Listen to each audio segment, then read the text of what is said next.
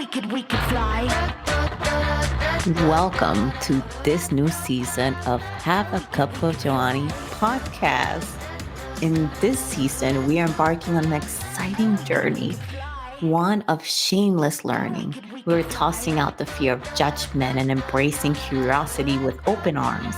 Whether it's exploring new ideas, tackling challenging topics, or learning from our missteps, we're doing it all without shame or inhibition. Can't wait for y'all to listen to this.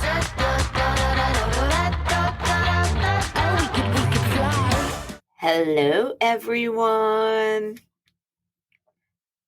All right, so we talked about self-care last episode and how it is not selfish, but it is essential. If you haven't listened to that one, go ahead and listen to it, okay? Or you don't have to listen to them in order or anything like that, but just listen to it because all of these episodes that I am publishing in February fall under the self-care umbrella. So that way we can learn to self-love and take care of ourselves in this sometimes brutal world. All right. But nevertheless, welcome back, peeps. Welcome back to Have a Cup of Johanny. And I am here to journey with you through this self-love. And like I said, today we are embarking in words of affirmation. I am. Oh, that's my practice for ABAR.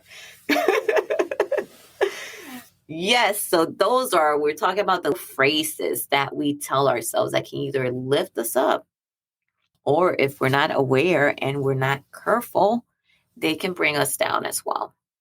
But on this episode, I'm going to talk to you about how I learned to be my own hype person. You ready?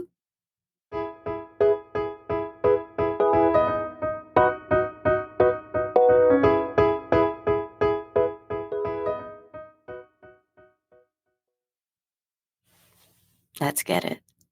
All right.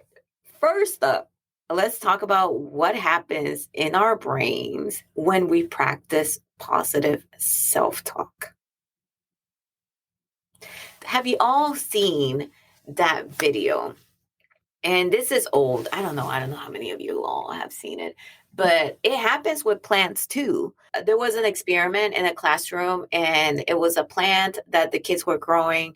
And I think the teacher was running this experiment and the teacher was like, okay, give it kind words, say kind phrases to it. And it was growing and it was healthy, or I think it was the opposite. And then it was like, okay, say unkind phrases to it, say mean things to it.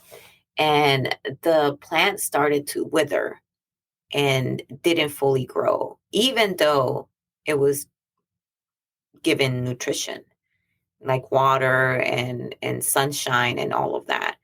So the plant was withering based on its reaction. That's what this experiment theorized, that it was based on the reaction of the unkind words that it was sensing or hearing. So in a way, this is me, Joa, thinking, we as human beings, if a plant can sense that, for sure, a human being that has the capacity to have logic and make an argument and understand complex things will be more affected than the plant when it comes to negative words. I think what gets us is that if you heard me say this on the last episode, then you know what I'm fixing to say here. But if you did not hear this, oftentimes we're not tapped into our inner voice because we have shut it down for whatever reason, past traumas and all of that. And because of that, because we have shut down that voice and we're not listening to it, we don't hear it when it's saying negative things about us. So then these negative things go undetected, but it still have the same effect. We still suffer the same repercussions. So kind of like how that plant withered based on this, the same thing happens to us. We wither inside, and it rewires our brain. So it's like listening to a sad Celine Dion song as opposed to blasting reggaeton.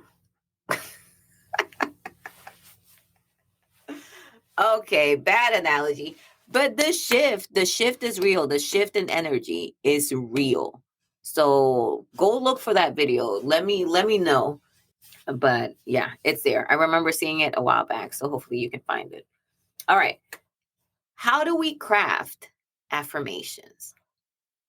One of my previous episodes, I told you that my husband and I, driving back from El Paso to Kentucky, we were listening to Miracle Mornings. And in this book, the author was talking about affirmations. And he explained, this is his opinion, that I am statements are hollowed or can be hollowed. And I am statements can feel unauthentical to the brain. And when that happens, then we go back to the self talk, to the self being. How when something sounds inauthentic, hollowed, and not true, then we push it off to the side. And then we don't have the positive effects that we will have from affirmations that have an action statement. That's what this author said. Now, before I read that book, I was into the I am affirmations. But let me explain. Those affirmations, I understand where the author is coming from Miracle Morning. I began with I am affirmations and I saw a difference in me. Why? Because after a while, I started believing it. And I think it's similar to when affirmations work on people as well, because you say it enough, you end up saying it with intention, you end up saying it with feelings, with emotion, with strength, and then your brain catches up to that. Your brain catches up to the emotions that are there when you say these I am statements. And then something clicks in you. And when you start believing it, then your actions follow through that belief, because all of this is connected. So that's how I have found I am affirmations to work. Now, I still tailored my affirmations for 2024 and wrote them as an action statement where I said, I am committed to, and I will do X, Y, and Z to achieve this because this is important to me. So I crafted my action statements like that. And it's in the book, Powerful Mornings. And he has a formula. I believe it's a 3-step formula to help you craft actionable affirmations. And I have found that these are very encouraging. And I have sensed a shift in mindset and a gradual shift in behavior. And for me, I had affirmations when it comes to my 3 priorities, which is family, career, and writing.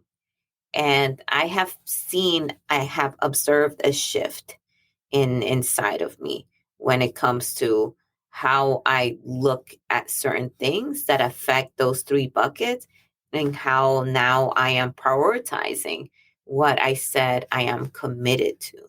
You see? So I think based on my personal experience, I think both kinds of affirmations, if you want to say I am capable, I am worthy of love and respect, they work. I think it may take a while for them to work because you got to start believing them.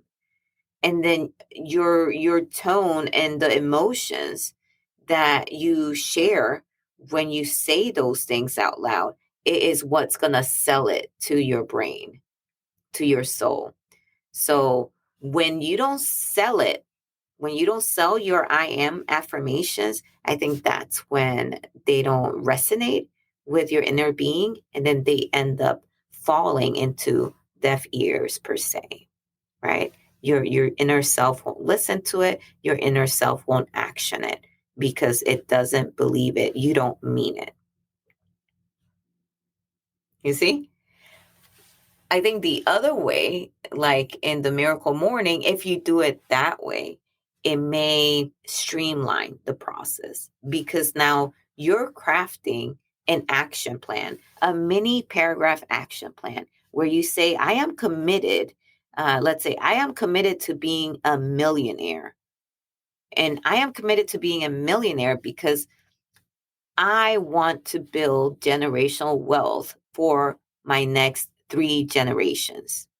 And I will do this. I will be a millionaire by saving 10% of my paycheck and investing 10% of my paycheck every month.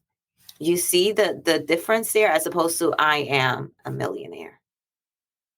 You see, so one has like actionable stuff, and then the other one is telling you, hey, you're this. Start believing that. So you see how it can be a little harder to achieve a certain reality in your brain with the one that is just I am, as opposed to the one that is an actionable plan where it empowers you.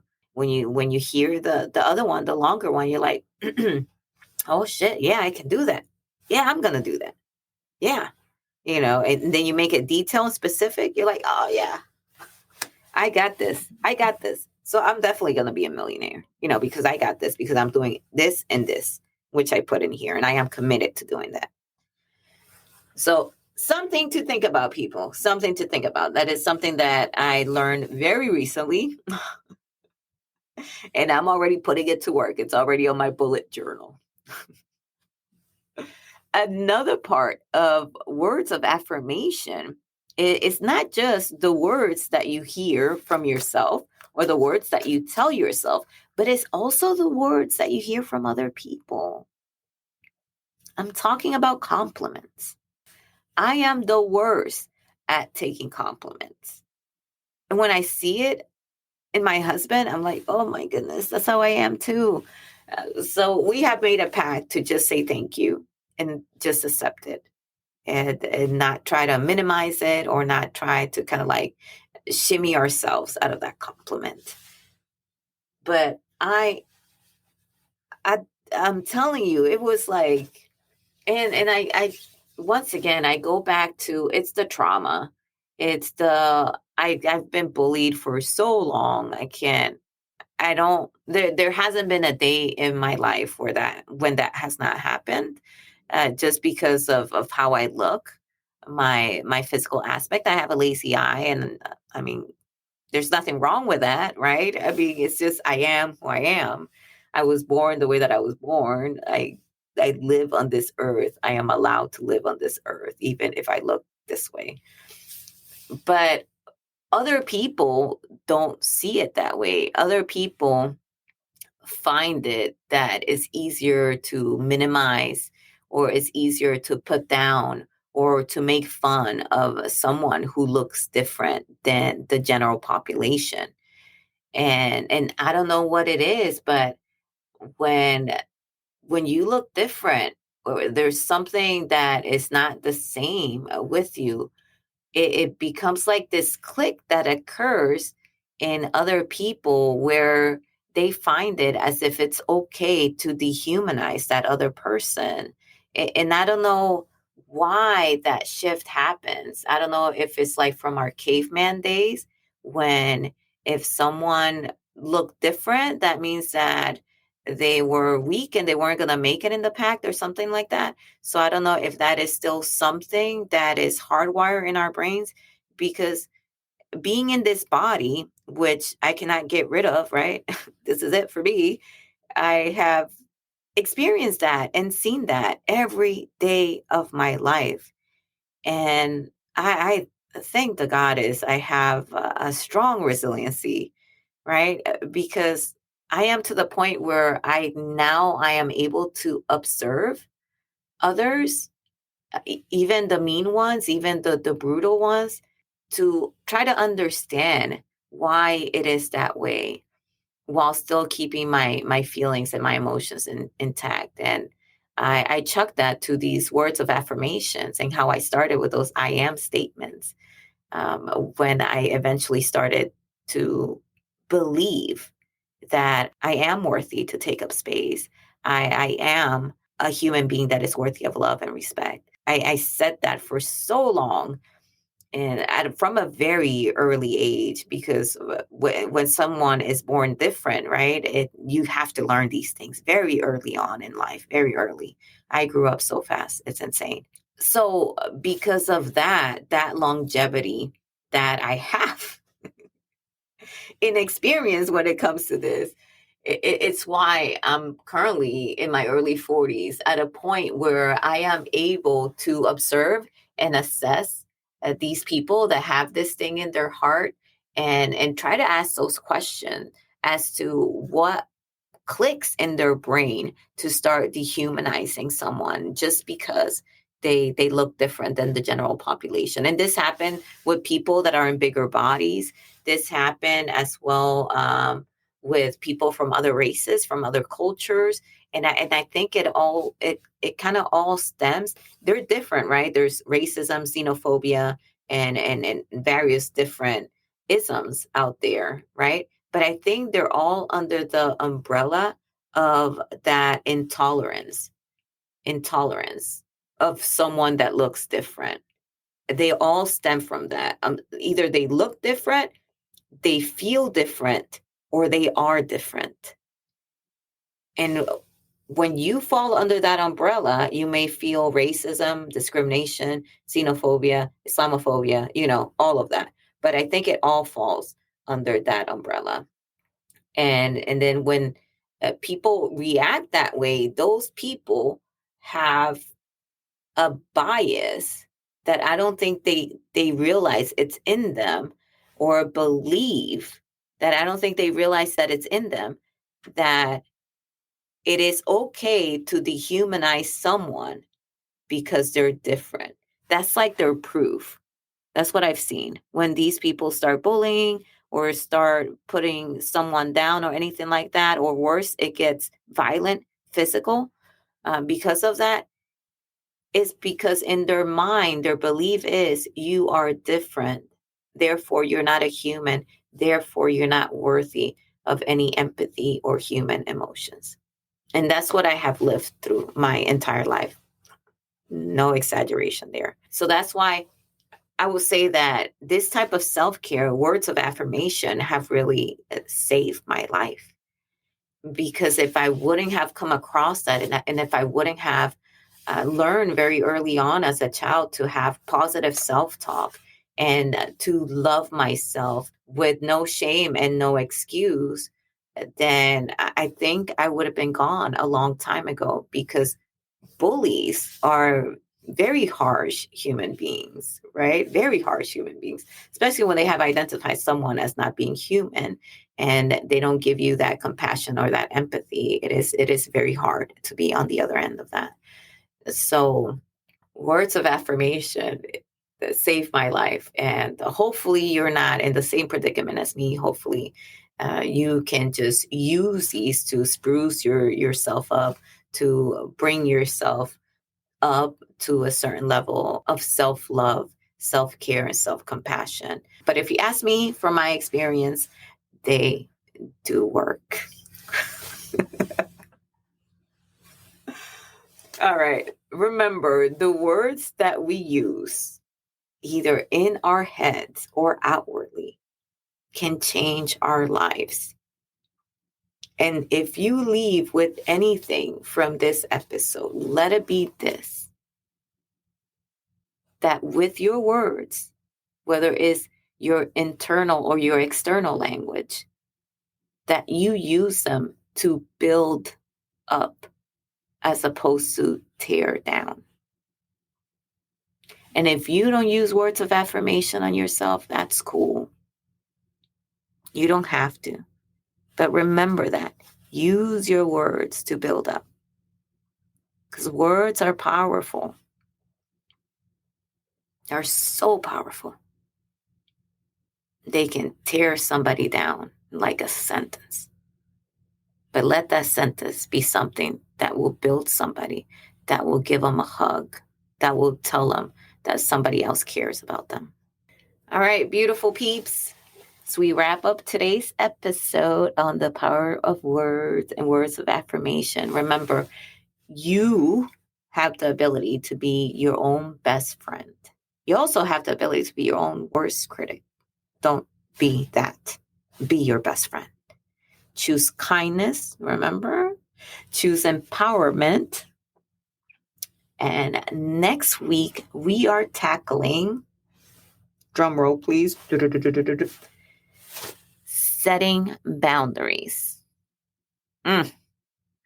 This is an ongoing coaching process for me when it comes to setting boundaries. I'm still working it, not just individually, but I'm still working it alongside my husband as well. Both of us have work to do on this one. And that's why I want to talk about it. All right, beautiful peeps. Be ready to grab a cup next Wednesday, and I'll see you then. Bye. Oh, we could fly. Thank you so much for listening. I want to hear from you.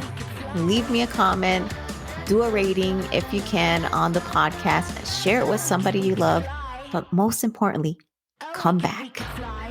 See you next time. Bye.